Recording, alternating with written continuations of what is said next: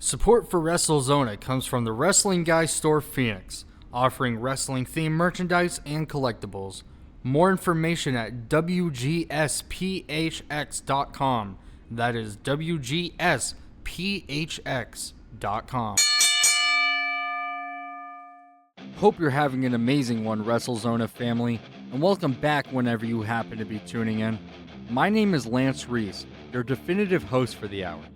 I've been a fan of professional wrestling since I was about 6 years old, begging my parents to buy me action figures ever since I saw videos of Jeff Hardy swanton bombing on YouTube. We've got another fun episode for you today as we here on episode 24 of Wrestlezona on 88.7 The Pulse. We'll cover what's happening in WWE, All Elite Wrestling, the Indies, and even wrestling here local in the Valley. Stay tuned to hear the hottest news in pro wrestling alongside some exciting wrestling themes. You'll also want to stick around to the end to hear my interview with viral indie wrestling sensation, Stephen Flowe. So I did want to start by kind of hyping up what's to come with this episode.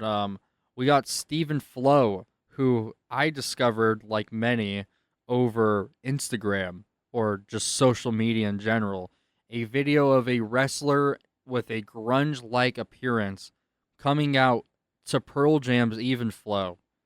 Same instrumentation and everything, except the lyrics are changed to resonate with his name, which is, of course, Stephen Flowe, which I think is hilarious and ridiculous all in the same vein and really represents what pro wrestling is, especially in a modern sense. I'm Lance Reese with Wrestlezona on 88.7 The Pulse, and last week we left you with a bit of an update. Unfortunately, Hulk Hogan passed away at the age of 71. In the weeks following that, Raw, SmackDown, NXT, and even AEW have all aired tributes for Hulk Hogan. On AEW, Tony Schiavone spoke directly to the hard cam on the legacy of Hogan and his impact on pro wrestling. Of course, Raw, SmackDown, NXT, home for WWE and Hulk Hogan. They had the rosters come out on stage and in ring for certain cases to pay tribute to the late legend with a 10-bell salute. It has been confirmed to be a heart attack, which was suspected and has been officially confirmed by Hogan's doctor.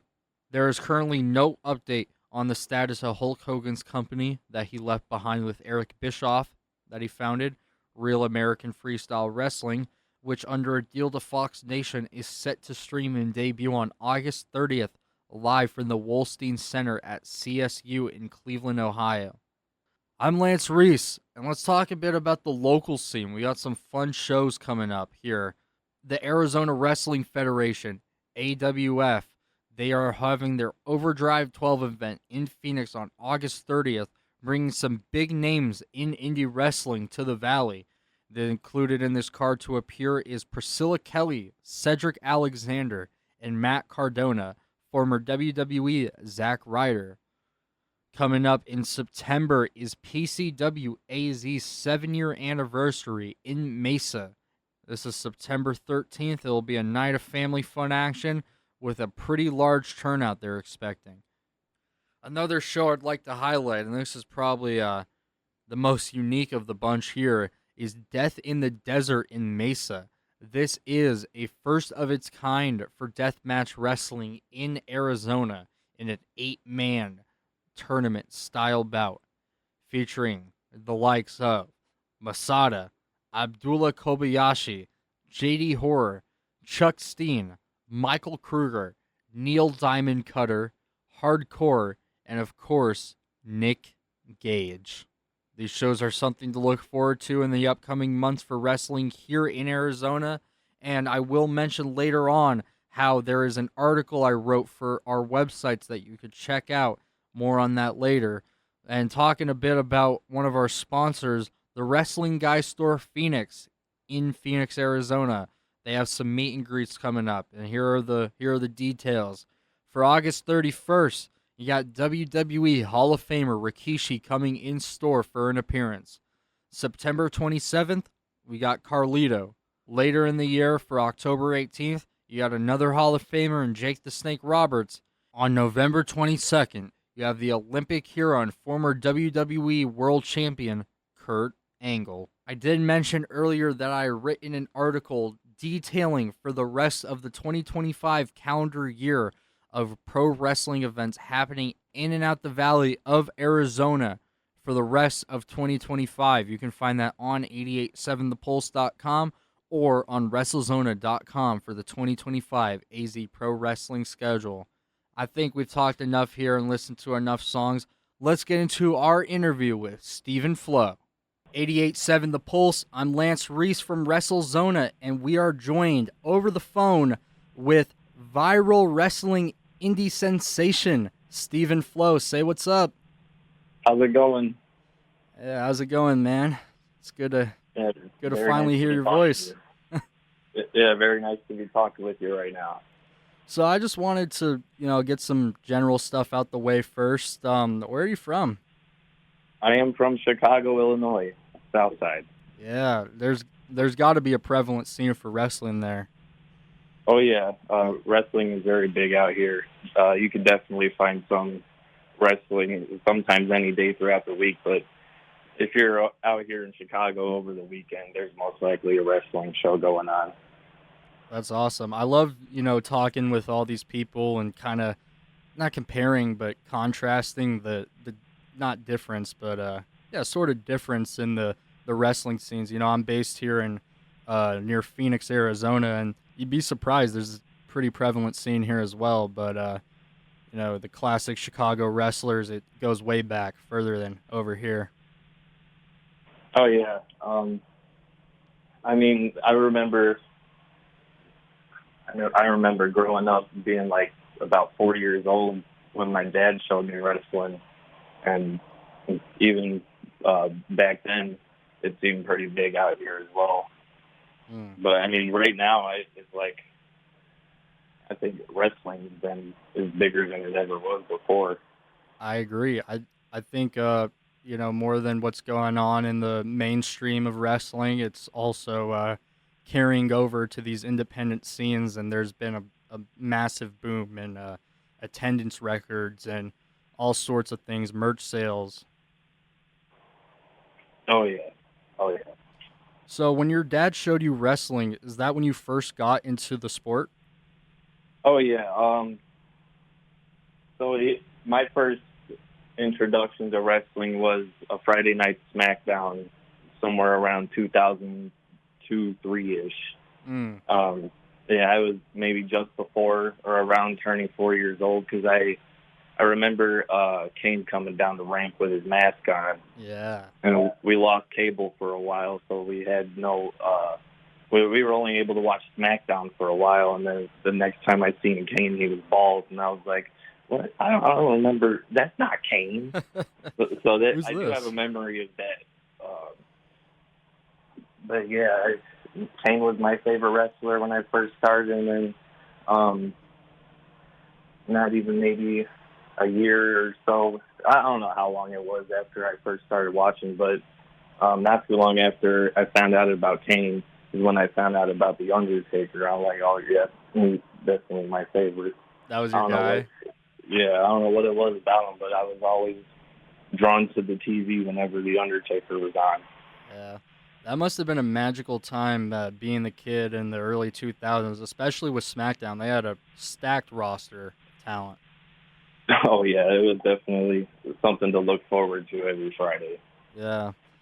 So, kind of focusing more on what you're doing, would you say those formative years really inspired you into, what you're doing now, wrestling independent circuits? Oh, yeah. I've known ever since I was a little kid that I wanted to be a part of the wrestling business in some way. And then when I was 8 years old, my father, who had gotten me into wrestling, he passed away. So that inspired me even more to become a pro wrestler. And, going through high school, I had school counselors being like, oh, are you sure you want to do that? I had no question about it. I knew ever since I was little I wanted to do it. And that's what makes you a superstar. Yeah. So I want you to take me back to your initial entrance at Super Wrestlers Rising. What was going through your head in that sort of viral moment, and what built up to that decision to, come out as Stephen Flowe? All right, so Stephen Flowe actually is a road trip joke that me and a bunch of other wrestlers came up with in a car ride. Quinn Whittick, he is the one that made the joke. He also plays as cocaine on the JCW. Quinn Whittick. Yeah, he's the one that cracked the Stephen Flowe joke. Because we would always be messing around with songs and stuff, and even to this day we still do it. But so Stephen Flowe has been an idea for the last maybe 3-ish years. Wow. But I think it was maybe not even a few months before the first Stephen Flowe appearance. It was one of those Super Wrestler shows before that where we were hanging out at Billy Wax, watching over the show and like listening to music and stuff, talking about it, and then Stephen Flowe just so happens to come on over the radio, and that's when Quinn looks at me and he's like, "Should I crack the joke?" I'm like, "Yeah, definitely." And then he cracks the joke, and then Billy Wax, like he laughs at first, but then he gets it, and he's like, "Oh, this could be something." And he looks right at me, and he's like, "You gotta do this. This is you."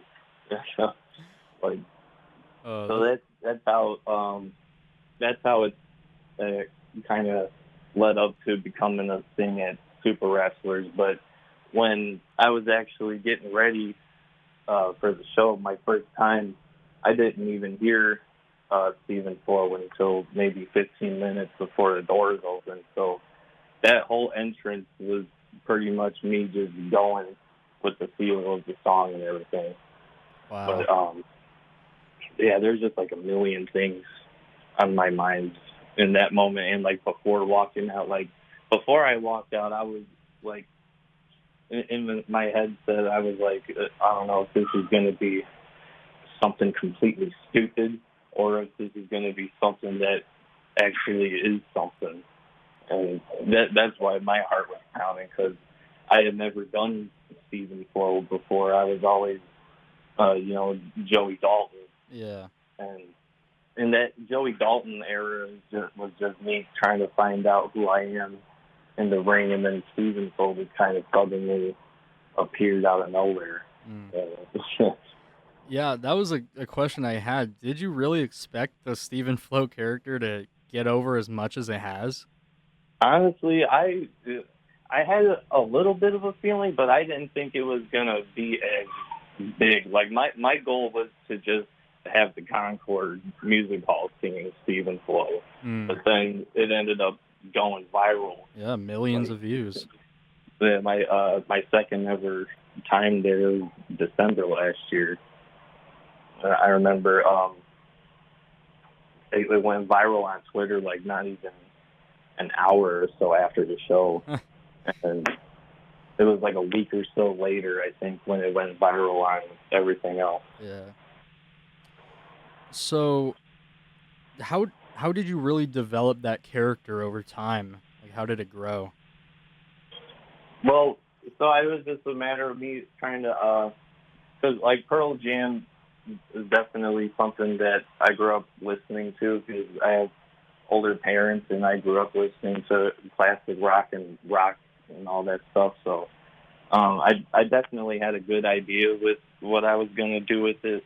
I wanted to pretty much be Eddie Vedder, but adding a little spice to it, because it's wrestling. And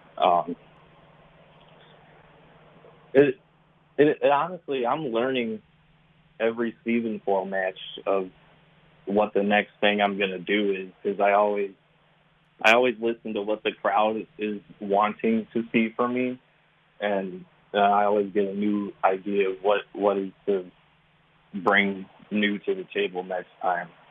Yeah.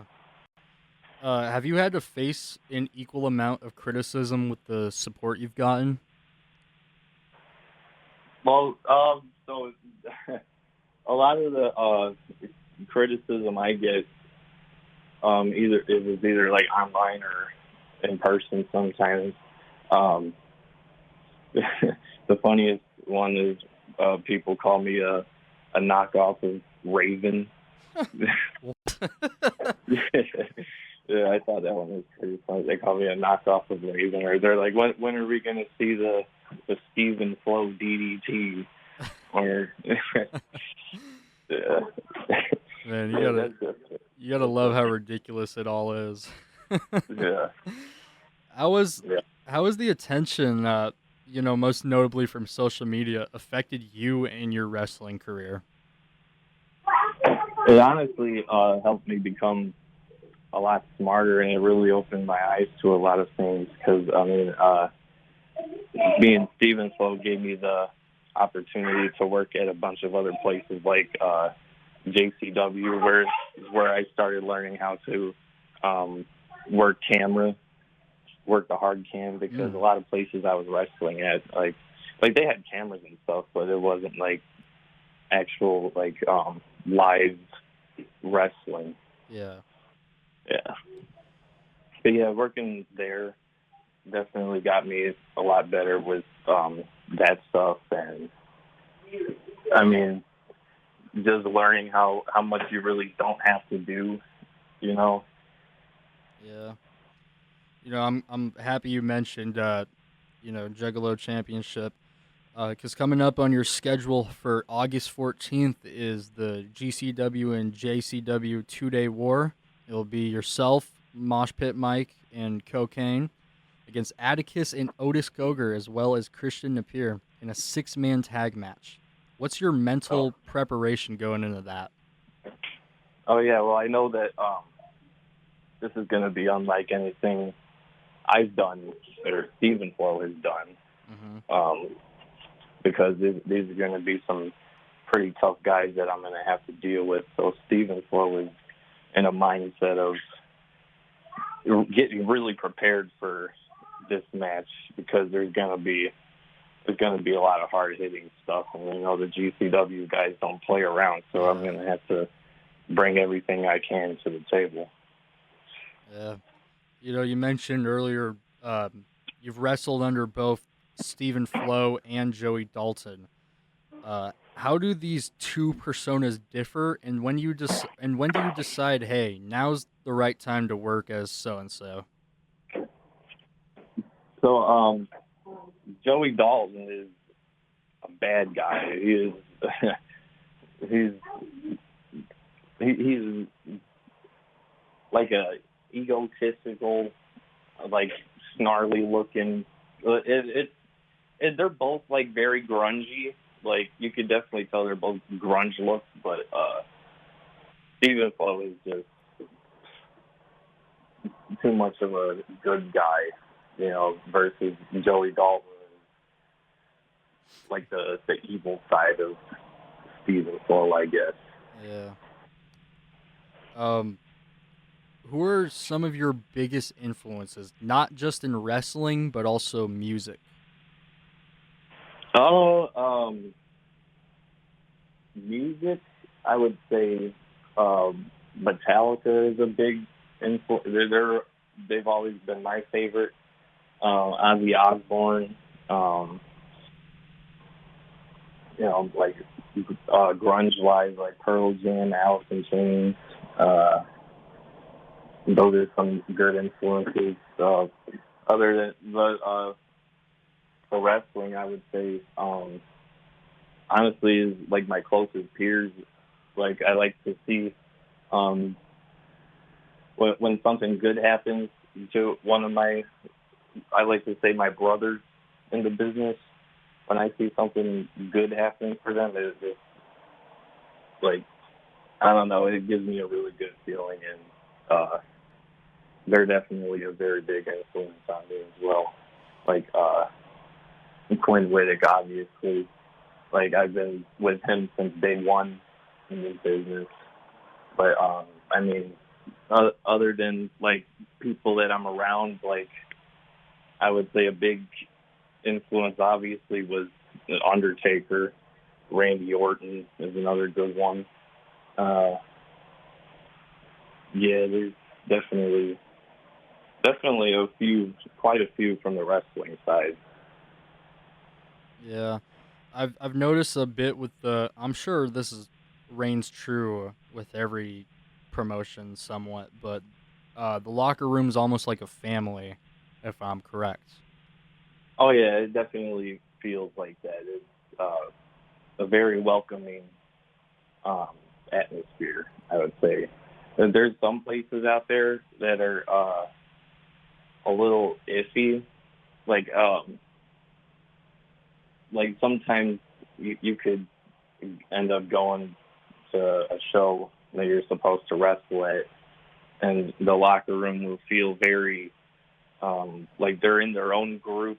Like they'll say hi to you or whatever, but they usually like talk to um, they usually talk to their own little group, and they don't really engage that much unless they have to wrestle you. And sometimes that throws off the vibe for me a little bit. Mm. But I mean, it doesn't happen all the time. But sometimes when stuff like that happens, it will. But for the most part, no. Usually everywhere I go is a very welcoming place. That's good. Would you say you're most comfortable probably at like the super wrestlers shows? Oh yeah, definitely. Super Wrestlers and JCW are the two most comfortable places for me. I would say Super Wrestlers is. I mean, this is always going to be a fun show no matter what. Same with JCW, and I'm always going to learn something new for myself on those shows. Mm. Out of curiosity, is there a certain somebody you'd say was like a locker room leader and maybe the tough guy at super wrestlers? Um, Super Wrestlers doesn't really have that now that I think about it. There's everybody like there's a couple different groups of around Chicago and like Wisconsin that go there, but everybody is really cool with each other. I mean, as far as like locker room leader wise goes, we all pretty much listen to Billy Wack, but we don't really. I wouldn't say the super wrestlers really has that. Mm, Like we're all pretty good with each other. that's good. Yeah, I've talked a bit on the show before about the influence of wrestling and music in contrast to each other. Noting your character and influences, do you yourself see a big connection between the two, wrestling and music?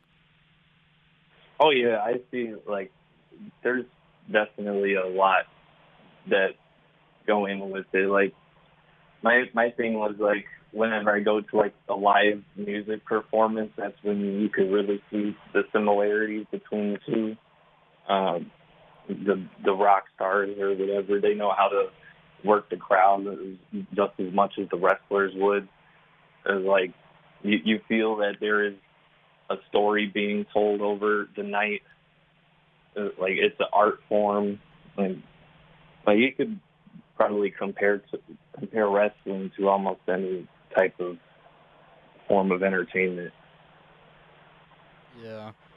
If let's do I guess some fantasy booking here. If you were starting a promotion and you had to pick two rock stars for your promotion, one as a heel, one as a baby face, who would you pick and who would fit which role?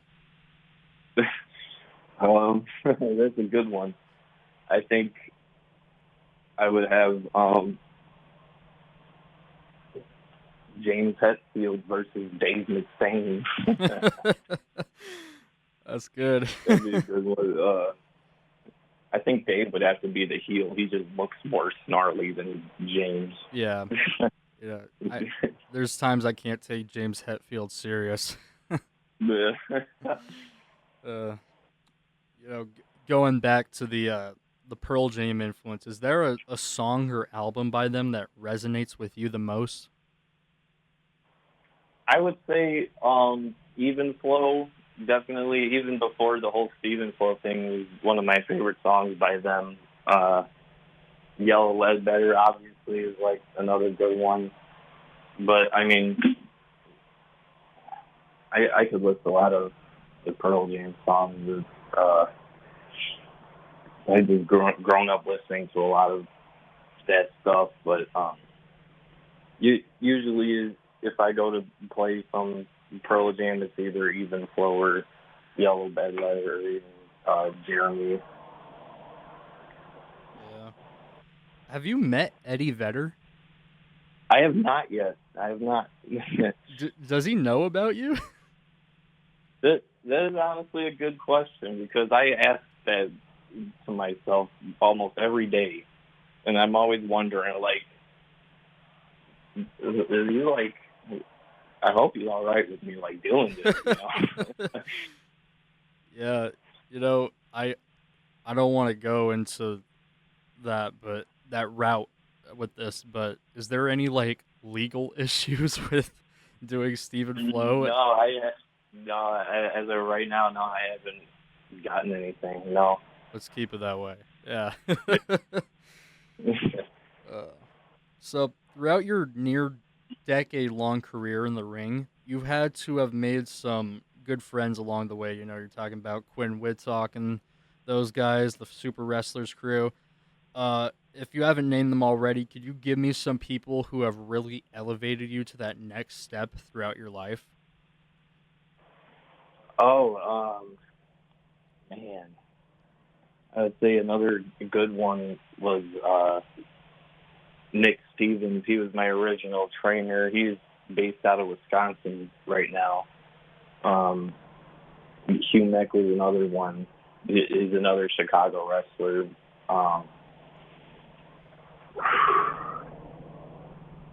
I would say outside of here or outside of the Chicagoland area, definitely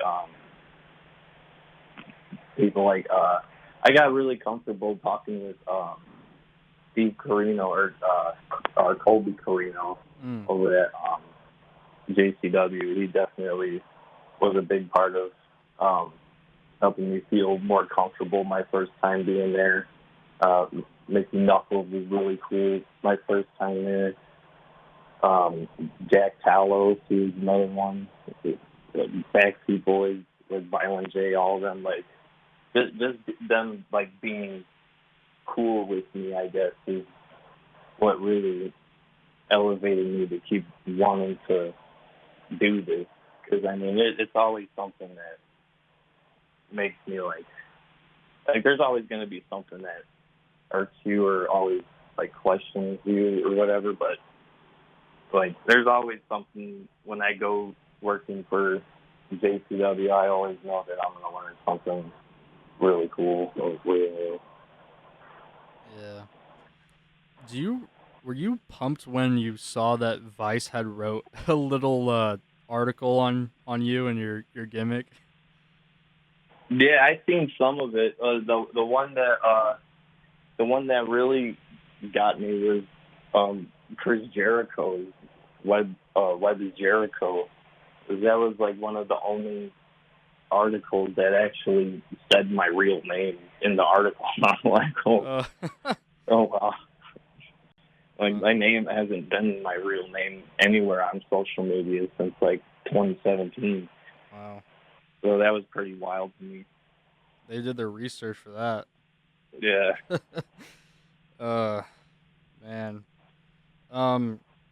Would you describe your style as kind of like all round?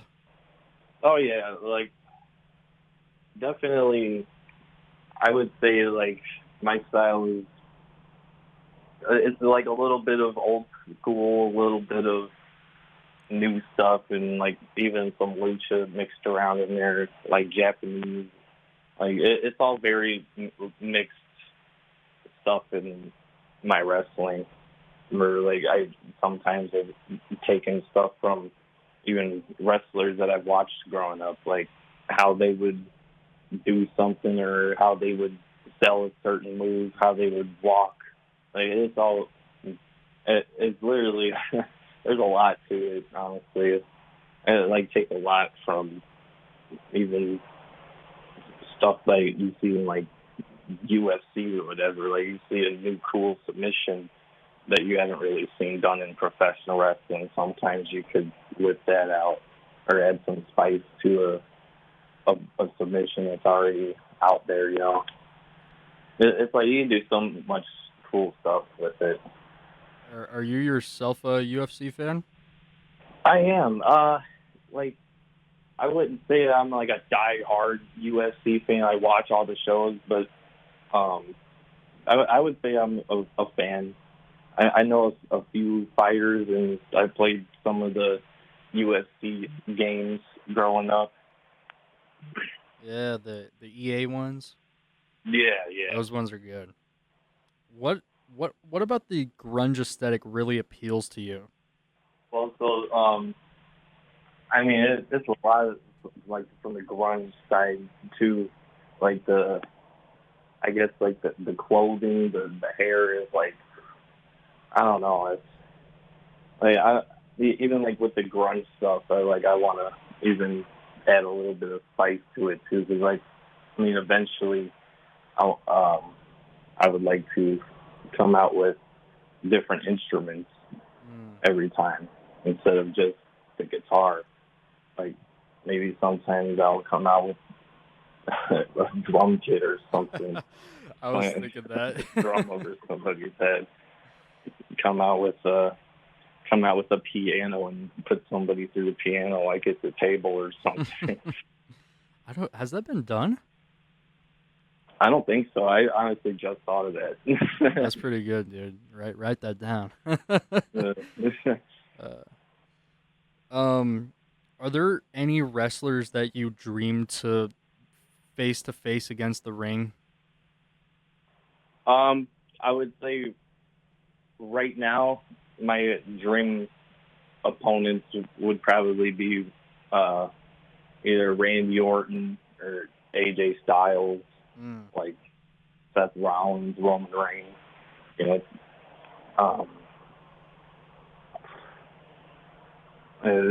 honestly, I have a long list of people, but those are definitely my top few that I could think of that I would one day want to definitely do something with. And honestly, Joe Hendry. I want to really work something with Joe Hendry. That'd be great. Yeah. Yeah, he's got his own guitar thing going on. You could have a little battle there. Yeah, have a Star Wars battle with the guitars, or even tag team with him. That would be fun too. Yeah. Were you ever a fan of those like obscure stipulation matches, like the ones TNA were doing in the 2000s, where they just put whatever on a pole in the corner? Oh, yeah, those were pretty funny too. So maybe I could have a guitar on a pole match, or I don't know, the golden drum. Yeah, the golden guitar. Yeah. Gotta make it special. Yeah. For fans wanting to support you, what's the best way to follow your journey? Well, as of right now, Stephen Flowe is on Instagram and on X. I have Stephen Flowe merchandise in the works currently, and that will be announced soon on my Instagram and X. And I mean, outside of that, other Stephen Flowe accounts will be made throughout social media. The JCW, they have weekly YouTube episodes every Thursday, and Stephen Flowe is definitely on some of those. Super Wrestlers every 3 months. The Super Wrestlers is always going to be outside of the Concord Music Hall, so if there's ever a time where you're trying to plan a trip to Chicago, definitely September and December are the next Super Wrestlers month. Nice. But, I mean, yeah, outside of that, I mean, any other wrestling promotions that I end up working for will also be posted on my social media. Well, Steven, we've been talking for about half an hour. I want to thank you for joining me here on Wrestlezona on 88.7 The Pulse. I really do appreciate your time. Oh, yeah, thank you. Thank you so much for having me. Well, that wraps up my interview with viral indie wrestling sensation Steven Flowe and episode 24 of Wrestlezona on 88.7 The Pulse. I'm Lance Reese. Got a favorite theme song you want to hear? Favorite wrestler I should interview? Give us a DM at Wrestlezona on Instagram is where you can find us. Missed a part of today's episode? Check out our website, Wrestlezona.com, as well as 887thepulse.com for archived episodes. You can also find us on YouTube and Spotify. Again, this has been Lance Reese with Wrestlezona on 88.7 The Pulse, and until next time... Support for Wrestlezona comes from the Wrestling Guy Store Phoenix, offering wrestling-themed merchandise and collectibles. More information at WGSPHX.com. That is WGSPHX.com.